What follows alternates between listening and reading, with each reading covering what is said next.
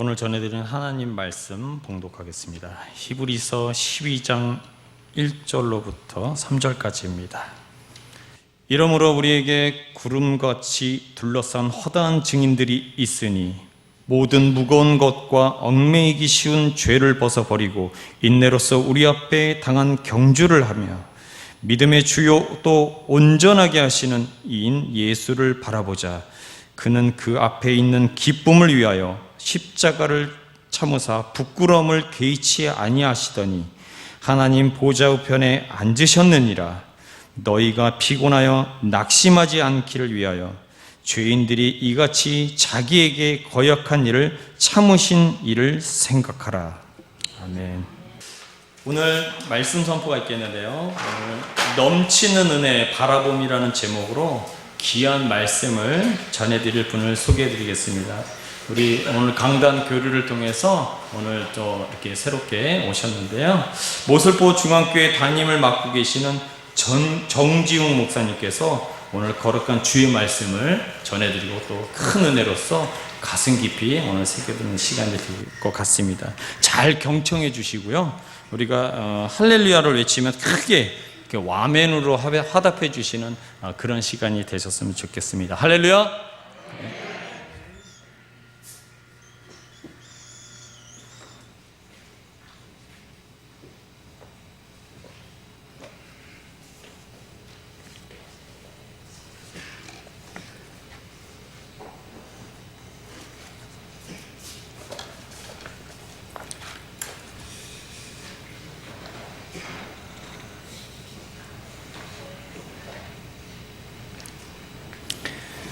여러분, 세계에서 가장 높은 산은 중국과 네팔을 국경으로 하고 있는 8,848m 에베레스트 산이라는 것을 여러분 잘 알고 계시죠? 그 산에 사는 사람들을 고산족이라고 합니다. 얼마 전에 이 고산족 사람들이 양을 사고 파는 장면이 한번 언론에 소개된 적이 있었습니다. 저는 그 장면을 유심히 지켜보면서 참 은혜를 받았던 적이 있는데요, 이 고산족 사람들이 양을 사거나 팔 때 하는 모습이 있습니다. 양을 파는 사람과 양을 사는 사람이 함께 그 양을 데리고 산으로 올라갑니다. 그래서 그 양을 풀어놓고 한참 동안 양이 풀을 뜯어먹는 모습을 지켜보게 됩니다. 한참 동안 양이 풀을 먹는 모습을 본 다음 흥정이 시작되죠. 참 이상한 광경입니다. 크고 살찌고 털의 색깔이 좋은 양이 비싼 값에 팔리는 것이 아닙니다. 작고 보잘것없다고 싼 값에 팔리는 것은 더더군다나 아닙니다. 양 주인에게 묻습니다. 왜 이렇게 양을 거래하십니까? 라고 물었더니 양 주인이 말을 합니다. 이곳에서 양은 무게나 크기가 중요한 것이 아니라 풀을 뜯어먹는 습관, 버릇이 중요합니다. 밑에서부터 위로 올라가면서 풀을 뜯어먹는 양은 좋은 양이요, 위에서부터 아래로 내려오면서 풀을 뜯어먹는 양은 값싼 양입니다.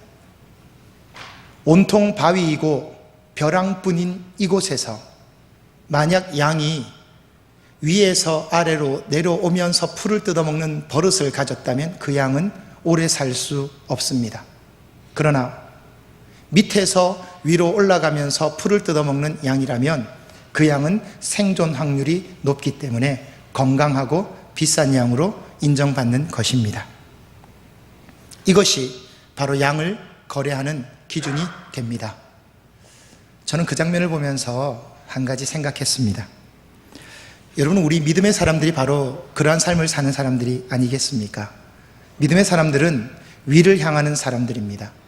아래를 쳐다보고 아래로 향하는 사람들이 아니라 위를 바라보고 달려가는 사람들이죠. 특별히 예수 믿는 사람들에게 있어서는 위를 바라보는 일이 익숙해야 합니다. 아래를 바라보고 세상을 바라보는 것이 익숙하다면 하나님 앞에 우리가 옳다 인정받을 수 있을까? 우리가 다시 한 번 더 그 장면을 보면서 생각하게 되었습니다. 실망하고 상처받고 어려움을 당하고 고통을 당하고 문제가 있으면 있을수록 더 위를 바라보는 그 모습이야말로 하나님께서 가장 기뻐하는 모습이 아니겠는가, 그런 생각 해보았습니다. 이것을 한마디로 요약한다면 오늘 설교의 말씀의 제목과 같습니다. 저는 이것이 바라봄의 원칙이라고 생각합니다. 바라본다는 것은 방향을 선택하는 것이죠. 바라본다는 것은 목표를 정하는 겁니다. 사람은 누구나 바라보는 것을 얻게 됩니다. 바라보는 것을 닮아가게 되어 있지요. 문제는 무엇이냐면 무엇을 바라보는가에 따라서 내 삶이 결정될 수 있다라는 사실입니다. 저는 오늘 읽은 본문의 말씀을 가지고 우리가 바라보아야 할 것이 무엇인가, 어떤 것, 무엇을 바라보고 나가야 하는가, 그것을 좀 생각해 보기를 원합니다. 먼저 우리가 바라보아야 할 것은 오늘 본문 1절 말씀에 나오는 바와 같이 믿음의 사람들을 바라보라, 이렇게 말씀합니다. 여러분, 오늘 본문 1절의 말씀을 보십시오. 우리에게 구름같이 둘러싼 허다한 증인들이 있다, 이렇게 말씀합니다. 특별히 여기에 나오는 허다한 증인들은 11장 앞장에 나오는 믿음의 사람들을 말합니다.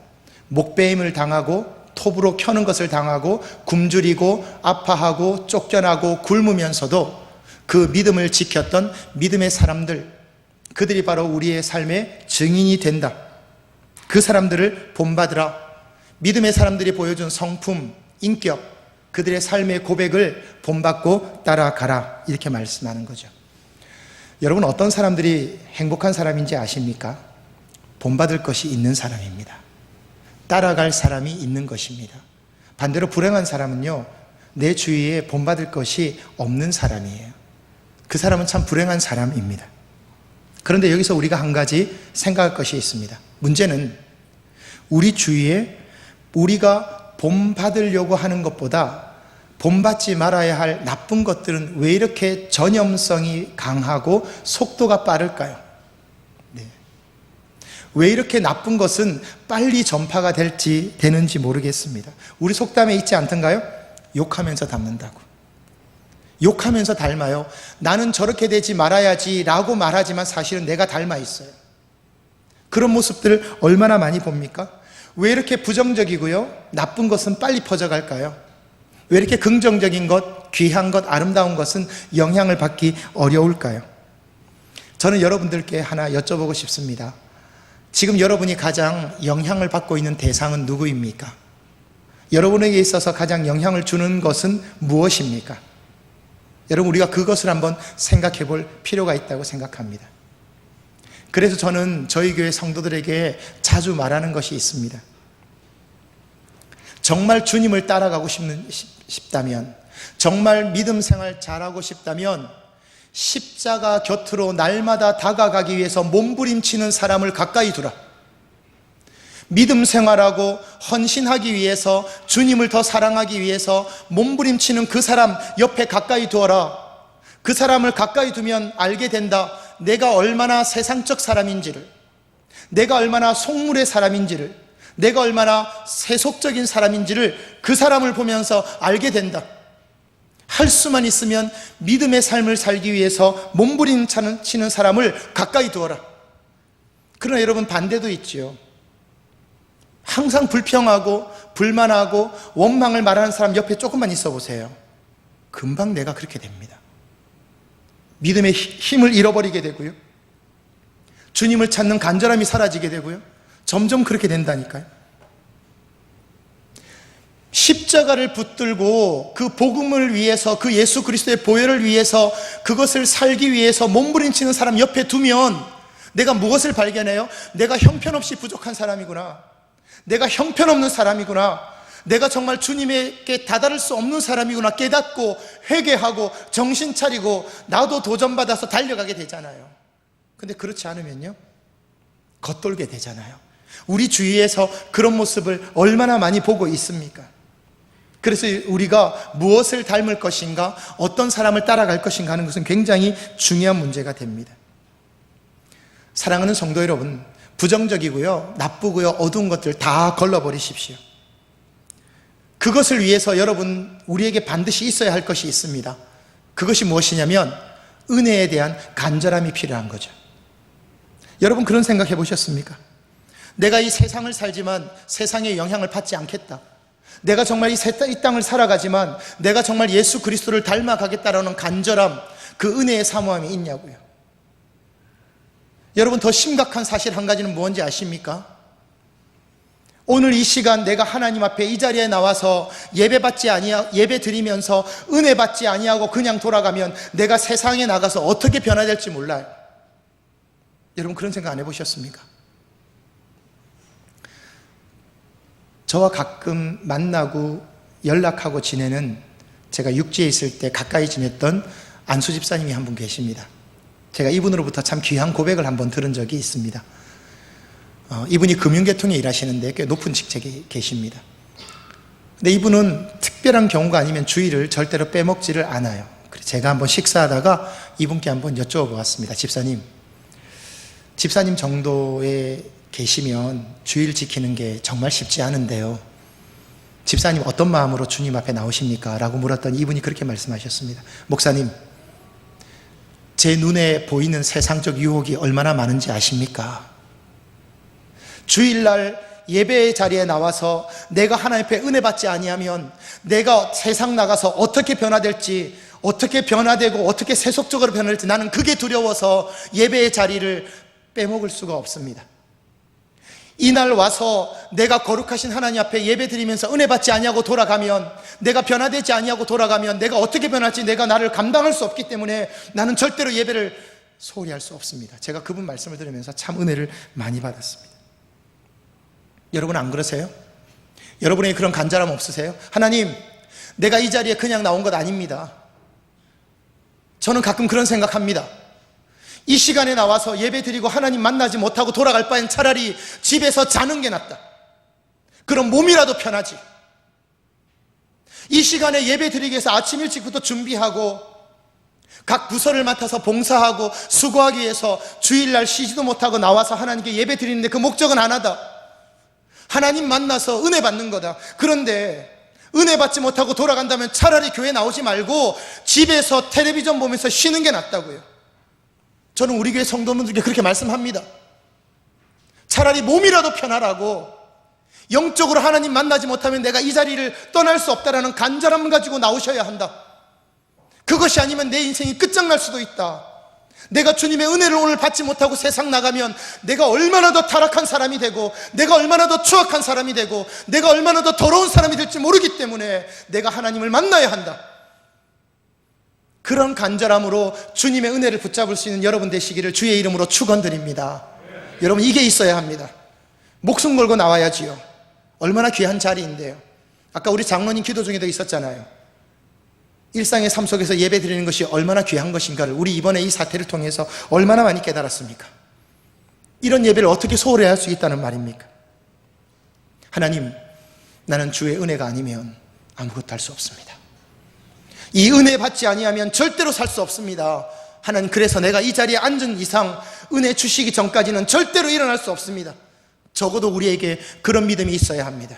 왜냐하면 우리에게 둘러싼 허다한 증인들, 구름 같은 허다한 증인들은 그러한 삶을 살았거든요. 그 사람들을 보면서 믿음의 방향을 잡고 살아가라. 그것이 바라봄의 원칙이다 라고 우리에게 주님 말씀하시는 겁니다. 좋은 것, 영적인 것, 귀한 것, 아름다운 것, 그 고백을 여러분 가슴에 품고 살아갈 수 있는 귀한 성도 여러분 다 되시기를 주님의 이름으로 축원드립니다. 또 한 가지 우리가 바라보아야 할 것이 있습니다. 그것은 다른 것이 아니라 자신을 돌아볼 줄 알아야 합니다.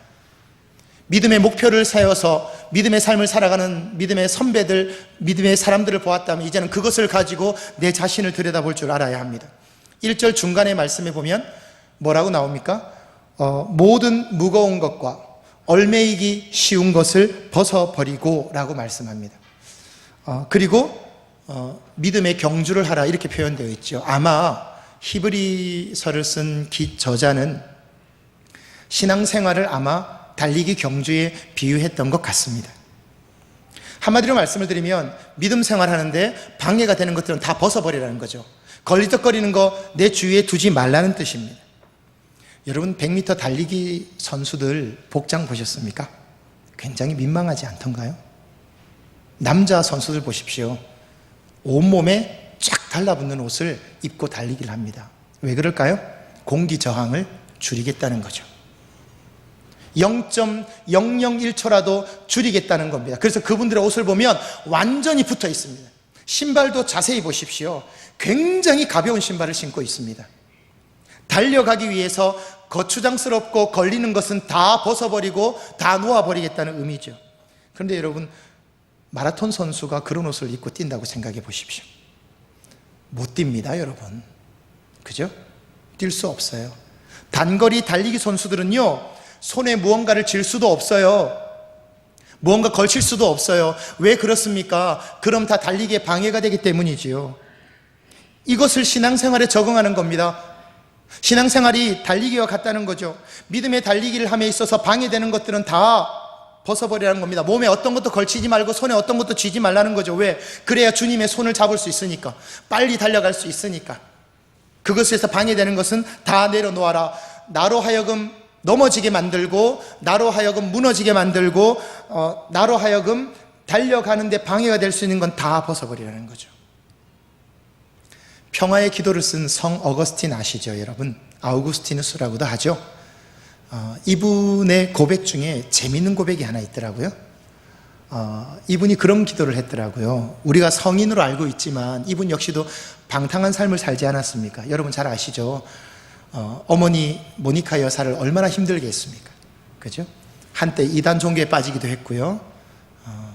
결혼도 해서 사산을 낳기도 했고 굉장히 그 삶이 문란했지요. 나중에 하나님 앞으로 돌아왔습니다마는 이 어거스틴이 이런 고백을 했습니다. 하나님, 나를 정결하게 해 주시옵소서.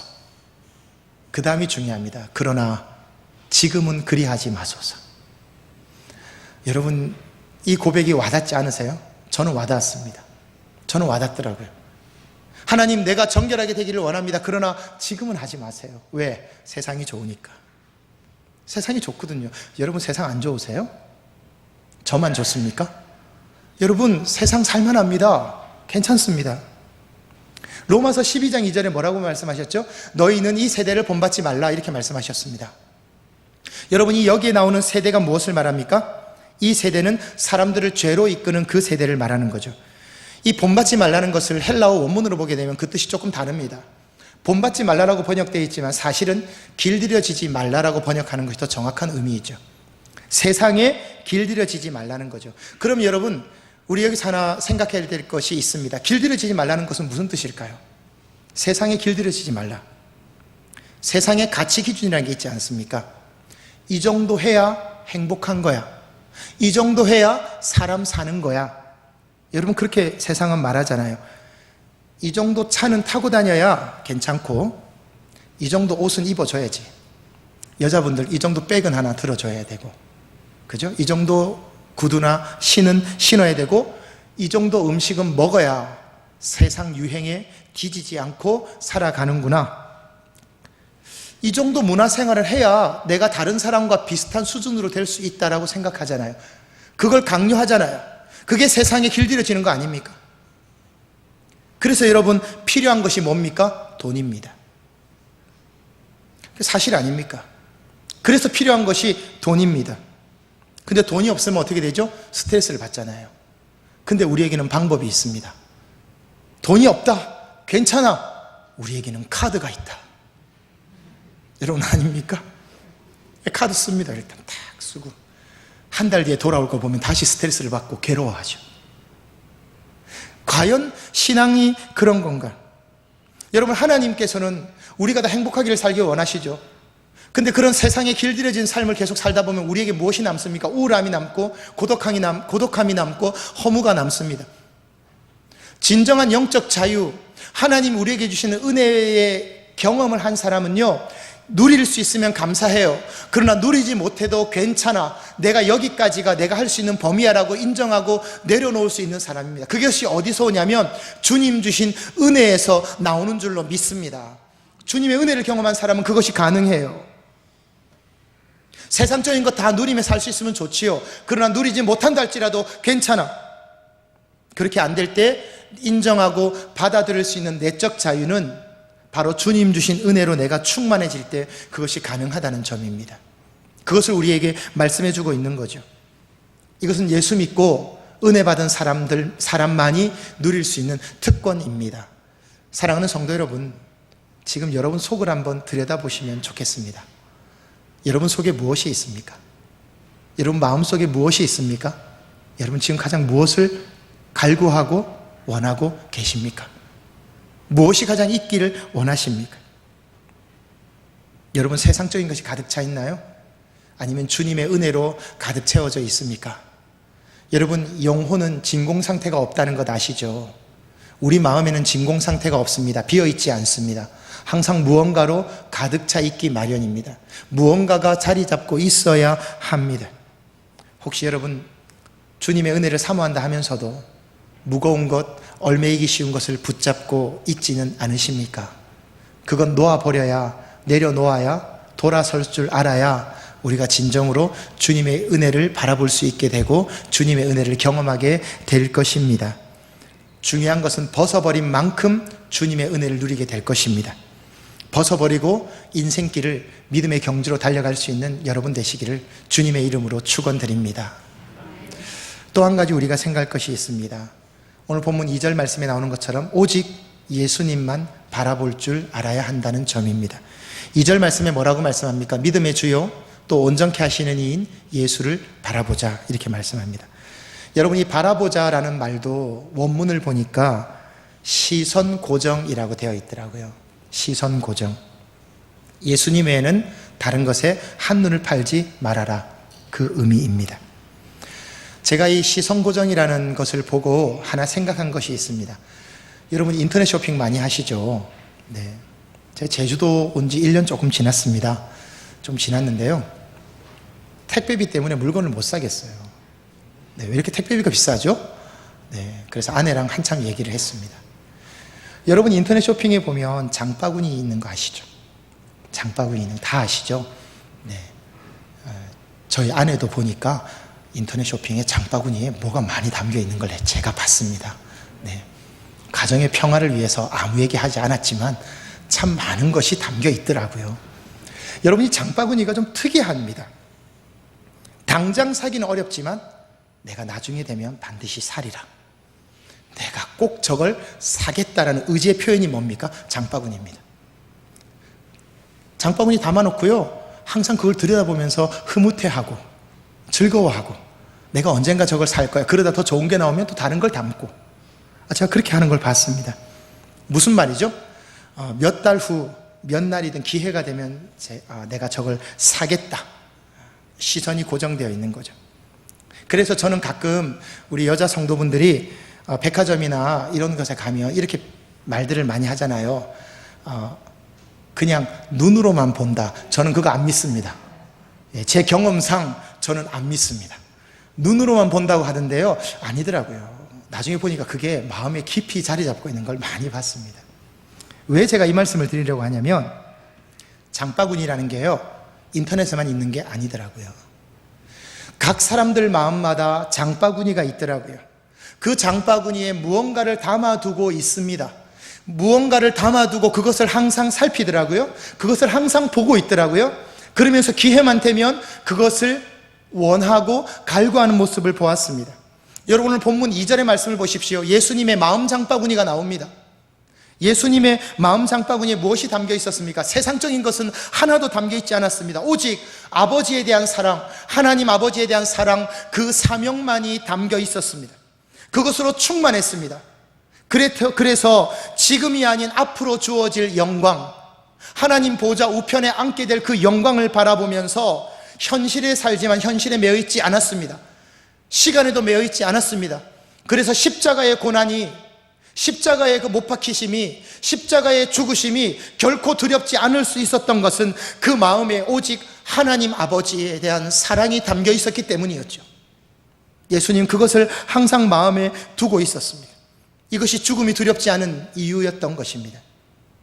그 표현이 2절 뒷부분의 말씀처럼 하나님 보좌 우편, 하나님 옆에 앉게 되는 영광을 누리게 된 것이죠. 여러분 지금의 고통이, 지금의 눈물이, 지금의 상처가 전부가 아닙니다.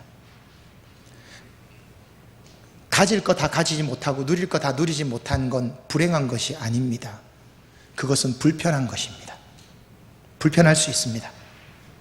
특별히 저는 그리스도인들이 많이 불편해야 된다고 생각합니다. 세상의 가치의 핵심은 무엇입니까? 편리함입니다.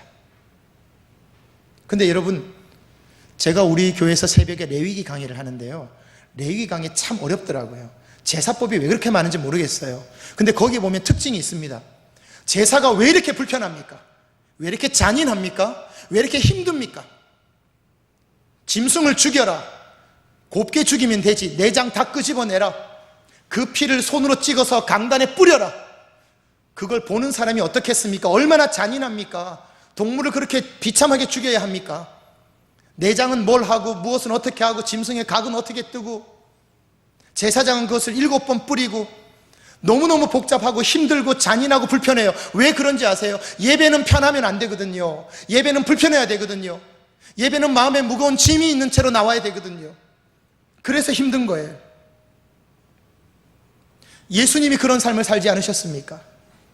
예수님은 편리함과 거리가 먼 삶을 사셨습니다. 왜?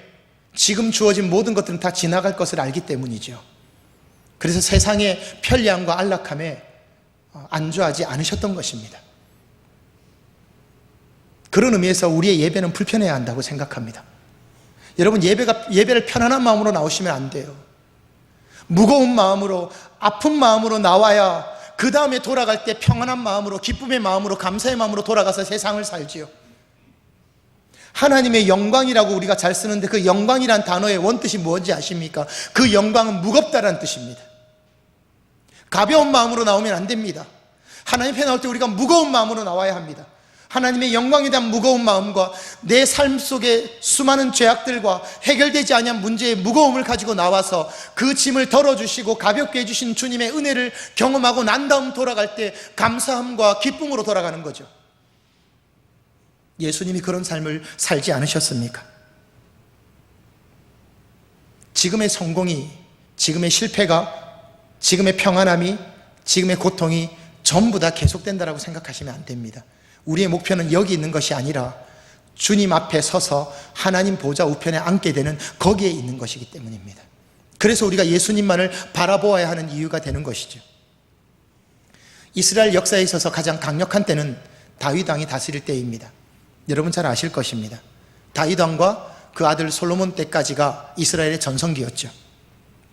다윗은 가는 곳곳마다 승리하였고 많은 나라로부터 조공을 받는 강력한 나라가 되었습니다. 그때 다윗이 신하들에게 하나의 지시를 내리죠. 그 지시는 다름 아닌 이런 것이었습니다. 승리와 축복에 빠졌을 때도 절대로 교만하거나 자만하지 않고, 반대로 실패와 고통과 후퇴와 낭망 중에 있을지라도 결코 그렇게 실망하지 않을 수 있는 문장의 글씨를 하나 만들어 와라. 성공하고 잘 되었을 때도 교만하거나 자만하지 않으며, 실패하고 낭망하고 가슴 아플 때에도 실망하지 않을 수 있는 글을 하나 만들어 와라. 학자들이 모여서 열심히 논의했지만 그 어떤 것도 만들어낼 수가 없었습니다. 그래서 학자들은 솔로몬을 찾아가게 되죠. 그리고 솔로몬에게 이 부탁을 하게 됩니다. 이 솔로몬이 바로 글귀를 하나 지어주게 되지요. 그것이 지금까지도 회자되고 있는 유명한 문구가 되었습니다. 여러분 잘 아실 겁니다. 그 솔로몬이 지어준 글귀가 뭔지 아십니까? 이것 또한 지나가리라. 이 또한 지나가리라입니다. 성공도 부귀 영화도 기쁨도 지나가게 될 것이고, 실패도 고통도 낭망도 아픔도 지나가게 된다. 이 모든 것이 다 지나가게 된다. 요한일서 2장 17절의 말씀과 같습니다. 이 세상도 그 정욕도 지나가되 오직 하나님의 뜻을 행한 자는 영원히 서리라. 바로 그겁니다. 바로 그것이 하나님께서 우리에게 주신 말씀인 거죠. 이것이 우리가 오직 예수 그리스도만을 바라보아야 하는 이유가 되는 것입니다. 믿음 생활하는 것 간단합니다. 어렵지 않습니다. 예수님만 바라보고 예수님께 집중하면 됩니다. 그런데 여러분, 신앙생활하면서 가장 어려운 게 뭔지 아십니까? 예수 믿는 겁니다. 어떤 분이 그런 표현을 하셨더라고요. 예수 믿는 것 가운데 가장 어려운 일이 무엇인지 아시냐? 예수 믿는 거다. 예수님 바라보러 교회에 나오는데 왜 사람을 봅니까? 예수님 바라보러 나왔는데 왜 일만 하다 돌아가시죠? 왜 예수님 바라보러 왔는데 예수님 안 보고 딴 것 보고 가십니까? 그러니 예수님 은혜가 없는 것 아닙니까? 정말 예수님만 바라보면 문제될 게 하나도 없어요. 정말 예수님께 은혜 받았다면 문제될 것이 없고 고통도 없고 아픔도 없습니다. 상처받을 것도 없고 시험될 것도 없어요. 물론 믿음이 연약한 사람들은 그럴 수 있지요. 오히려 그들을 도와야 하겠지만 정말 예수님만을 바라본다면 아무런 문제될 게 없습니다. 이거 집중의 원리 아닙니까? 예수님께 올인하고 사는 거죠. 근데 그게 안 되니까. 그래서 교회 나와서 제일 힘든 게 뭐냐면 예수님 바라보는 거예요. 예수님 믿는 게 제일 어려운 거예요. 이건 저와 여러분의 문제이기도 합니다. 목회자인 저도 마찬가지고 성도 여러분들도 마찬가지인 거죠. 가장 어려운 게 예수 믿는 겁니다. 사람 때문에 실망하셨습니까? 혹시 내 모습 때문에 실망하고 있지는 않으신가요? 여러 가지 복잡한 문제와 고통과 시행착오와 상처와 뒤틀어진 계획들, 삶의 무거운 짐들로 인하여서 여러분의 삶이 힘들지 않으십니까? 그때 여러분 스스로에게 한번 물어보시죠. 내가 정말 예수님을 보고 있는가? 내가 정말 예수님의 은혜를 바라보고 있는가? 실망과 고통과 상처가 없을 수는 없어요, 여러분. 그걸 피해서 사는 인생은 아무도 없어요. 그러나 실망과 고통과 상처로 인해서 내가 무너진다는 말은 곧 뒤집어서 말씀드리면 예수님을 바라보고 있지 않다는 뜻이에요. 저 사람이 나를 괴롭히는 게 아니에요. 내가 예수님을 바라보지 못하기 때문에 괴로운 거예요. 그 문제가 나를 찌르는 게 아니에요. 그 상처 때문에 괴로운 것이 아니에요. 그것 때문에 예수님을 바라보지 못하기 때문에 괴로운 거예요. 그게 사실 아닙니까? 문제는 내가 예수님을 바라보고 있는가?